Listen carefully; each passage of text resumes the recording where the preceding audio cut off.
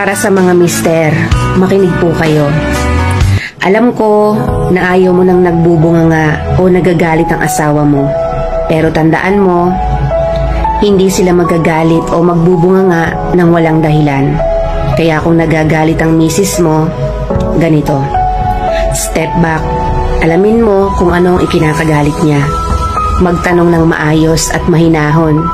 Kung galit siya at sasabayan mo pa ng galit, magkakagulo kayo lalo. Maging matured. Tandaan mo, ikaw ang lalaki. Ikaw ang leader ng pamilya. Kung ano ang example ng pag-uugali mo, yun din ang magiging pag-uugali na matututunan ng buong pamilya mo. So kung magaspang ka, asahan mo na magiging magaspang din sila sa'yo. Be the example of patience. Ang tunay na lalaki, mahaba ang pasensya. Ang pag-uugali ng iyong misis ay reflection ng kung paano mo siya tinatrato. Kung ikaw ay magaspang o malupit sa kanya, makikita ito sa pagtrato ng iyong misis sa iyo at sa inyong mga anak. Tandaan, hindi dahil hindi maganda ang inaasal ng inyong asawa ay magiging dahilan mo na ito para maghanap ng ibang babae. Kung maghahanap ka ng kabit, ano ang kasiguraduhan mo na hindi ka rin aaway ng kabit mo pag hindi na maayos ang inyong sitwasyon? Ang paghanap ng babae ay hindi solusyon sa problema mo sa asawa mo. Alam mo kung bakit? Kasi kung ano ang problema mo sa asawa mo, magiging problema mo din yan sa kabit mo. So paano na?